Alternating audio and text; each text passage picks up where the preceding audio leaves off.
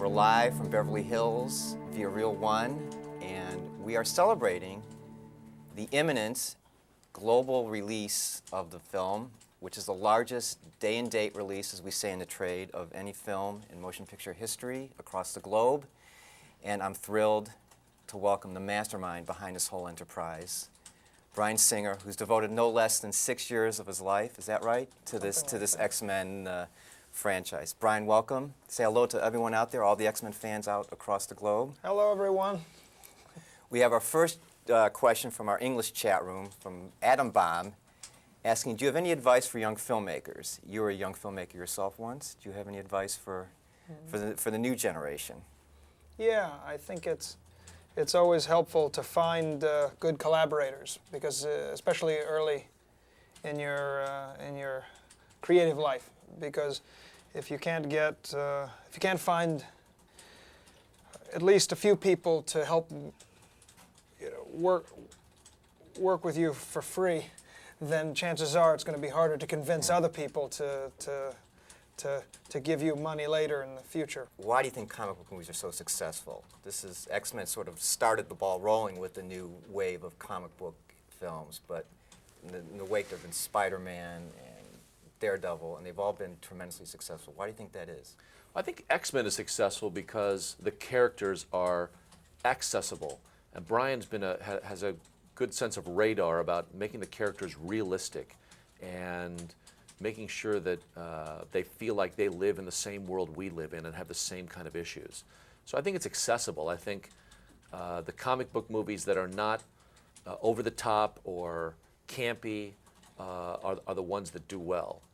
And I think as long as we stay in touch with the audience that way, I think those movies will be successful. How does it feel being known as Hollywood's nicest guy? I guess you're picking up the mantle from Tom Hanks, huh? The nicest guy that claws people and slices and dices for a living. I've got to stop that rumor immediately, because nice guys never do action movies for very long. So I can see my career just sort of going out the window, as we say it. But my father would be very happy. He said, no matter what, always be polite. So there you go.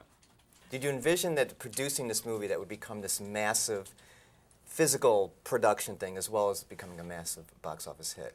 No. Although when we were making the first movie, I will say that as we were developing the script, once we had the script, we really did not know how to make the movie. In essence, once you don't know how to make a movie until you make it, and when you're all done making it, you know how to make that movie. So I knew that we wanted all the powers, and you're dreaming up cool ideas for the powers, but when you actually start to film those powers and figure out how you're going to transcend them to screen, that's the tough part. What got you started in acting? What got me started in acting? I was a very shy individual when I was in my early teenage years, and my mother proposed that for me to get involved in a drama class so that I could actually kind of get rid of some of that shyness. And so I immediately started doing musicals and plays and things like that, and then I guess you could say that I was bit by the acting bug. Do you personally identify with Rogue in any way? Oh, completely, on so many levels, because basically the mutant metaphor, if you like, is for being an outsider and for being different from everyone else, or at least feeling as if you are. And I can completely understand that, because adolescence in itself is the biggest transition of your life, because you're aware of it. You're aware that you're changing, and you're aware that people are going to be seeing you differently. And I think that, yeah, I've had so many times where I've felt, so just like everyone must be staring at me and hating me or judging me. And most of the time it's in your head, but I think that's a huge part of Rogue's thing, is that she feels isolated, and I think everyone's felt that at some point. And what was it like, what was the experience like wearing your costume, or lack of a costume? Costume Yes. with quotation marks around it? Yes. It's very liberating. It's comfortable. There's nothing restrictive or binding about it. It actually, believe it or not, I don't feel nude at all. I feel very, very covered up. I've really been in denial about the nudity thing since day one. It's like I have to play tricks with my mind on myself so that I don't realize the, how difficult, exactly what's going on. It can be pretty daunting, all of it, but it's messy. The costume, the paint gets off on everything. It's very fragile, so it requires a lot of touching up and maintenance. And I had these 4 really nice ladies that did my makeup, and they were just, constantly touching, in your space, touching you up. It's like, it's crazy making, having somebody in your space for that many hours a day. So sometimes it was like, okay, I have an hour. Do I want to take a nap and endure another half hour of touch-ups, or should I just sit here like a stone and not require the touch-ups? It was, anyway, yeah, it was difficult. What specifically attracted you to the role of Nightcrawler? 2 areas, really. One was the whole concept of the X-Men being outsiders, people who are ostracized from society, and the sort of message that it's important to understand other people's cultures and not just hate them because they're different. And also because I really wanted to fly through the air and kill people. Did you ever want to be a superhero as a little kid? No, I grew up in Holland. We didn't really understand the concept of superheroes. We were just normal people who had normal dreams. And your dreams were? I think silly things like I wanted to become a vet, or I wanted to become a pilot, or something different every week. Not I fly had no around in a idea. cape or? No, Okay. no. Okay. What was it like to kiss Anna? Kissing Anna was definitely a perk of the job. I mean, in any sort of scene like this, it's sort of weird because there's 30 people watching you do this, and on top of that, it was sort of an effect shot as well. So we'd have to stand next to each other like face to face for 15 minutes while they lit the scene. So it's it's always a little strange, but I think the scene turned out really well. It's a nice moment for the characters, so it was good. It's funny. This same fan is asking, did you mess up, and so you can keep doing it again and again? We had to do it again and again anyway, so I didn't necessarily mess up. But I was actually sick on the day, and I was afraid that I was going to give Anna my cold, so that was the one kind of awkward part of the day. Is it more interesting to play outcast and say it is to just your everyday, normal boy next door? Yeah, because I don't think a lot of the time boys next door exist in real life, you know what I mean? Like, who's like that? And I think everybody can relate to feeling like a freak or like an outsider or something's wrong with them. And, it's just human, and it's interesting to manifest human behavior. How is it to interpret a comic book character? How does that feel? It's a little bit scary because you have sort of this fan base that's so incredibly rabid, I could say. I mean, they really are intense and are so dedicated to the comic book that you're afraid to sort of let them down or not follow the comic book to a T.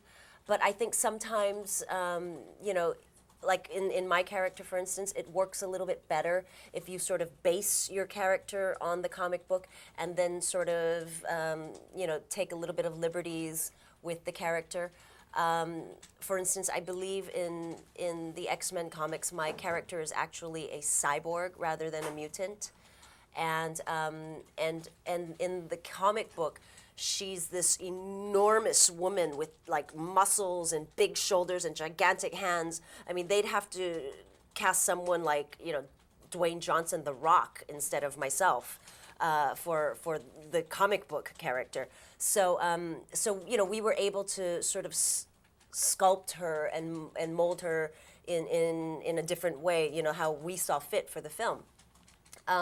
It's kind of frightening to do that because I think that there are some real diehard X-Men fans who might not agree with that, but I think it looks amazing for the film, and once they actually see it in action, I think they'll be sold on it too. Since we're on the subject, let's talk about being naked. There was a. Do you mind turning off the camera for now? There's a scene that in the film in which, as you referenced, the character is naked, but there was a practical joke played on you as well during that critical, emotional, and very critical scene that you did not expect. only amongst very good friends could you play such a practical joke. And I came out actually like in a G-string, like a flesh-colored G-string at first. And then when I came to shoot the scene, I was naked.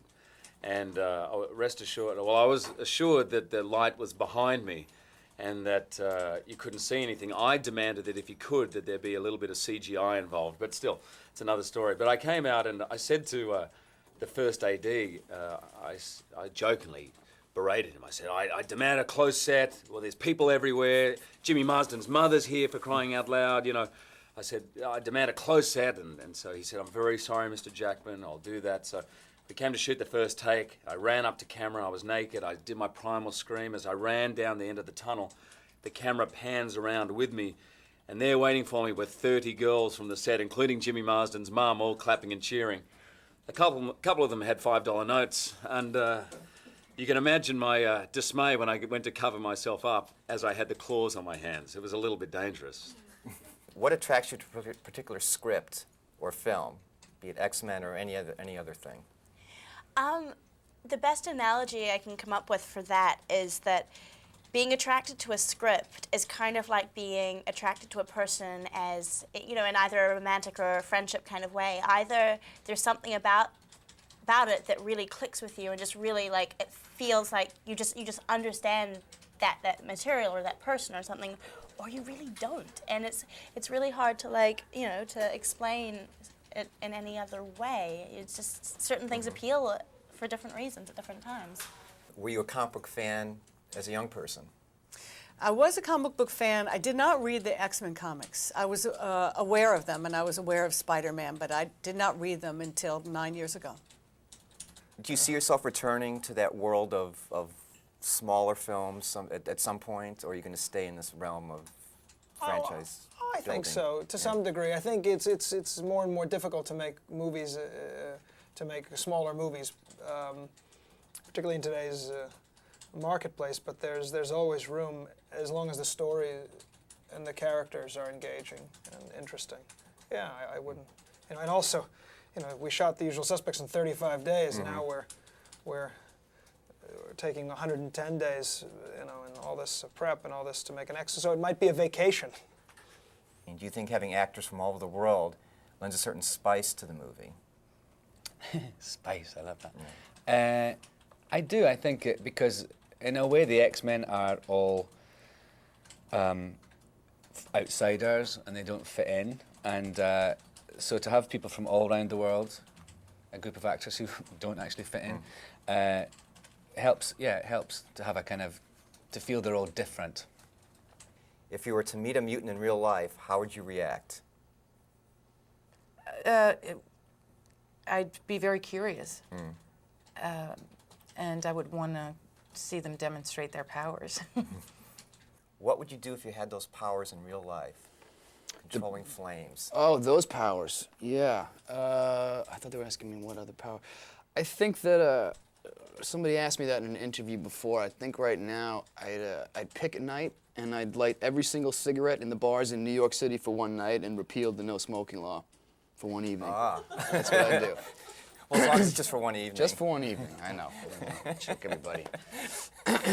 Was it fun being without makeup for one scene? Oh, otherwise known as my favorite 2 days during the movie? Yes. Yes, that was great. Why couldn't there have been more like that? Yeah, no, I do appear without the blue makeup for a scene, 2 scenes actually. Are you keeping track of what's happening to the character in the comics nowadays? I mean, in between playing the role, or are you sort of put it aside and then get back to it when it's time to don the blades? The last comic I read, the X-Men comic, was the Origin series, which is a fantastic 6-part series about the origin of Wolverine. See, me, it's all about me. But, so I read them because I get given them quite a bit, and I read them, and I have so much respect for them. I was not a comic book reader as a kid, but I have a lot of respect for the artwork and for the storylines, and X-Men as a comic book is one of the more interesting to me to read as an adult. I think there's a lot in it for adults. And that is there going to be another X-Men movie, an X3? Well, X-Men 3? we certainly want to have an X-Men 3. We're saving sets. We're saving pieces that we didn't get a chance to use, like the Danger Room. Yeah, we're talking about it, and hopefully the movie performs, and we'll see ourselves doing this again. Would you consider doing more X-Men movies?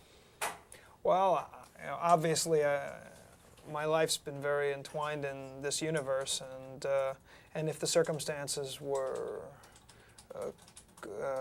appropriate, and if having had a really wonderful experience, particularly this time around, this film X2 is kind of the film I probably would have wanted to have made the first time, but didn't quite have the resources and yet could not have made if I hadn't done it the first time around. So in terms of another film, yeah, the ideas are here, and there are things layered into this film which lend themselves to the future. It's just a matter of time. Right now, I'm focusing on the final days of finishing this one, believe it or not. But I think as of this morning, I was done. So the movie now is officially done, even though we've screened it to press Well, around the we've world. screened, we've screened a near completed version of it to the press, but finally, I think, 100%. knock on wood, 100%. this morning was the historic morning, for lack of a better phrase. Well, Brian, thanks so much for being Hey, with thank us and you. sharing This your is, time with us. exciting. Appreciate you being here. I hope you all like the film, and I'll see you guys in France and England and Germany, a couple other places in the coming weeks. Great. Thanks, Thanks. Brian.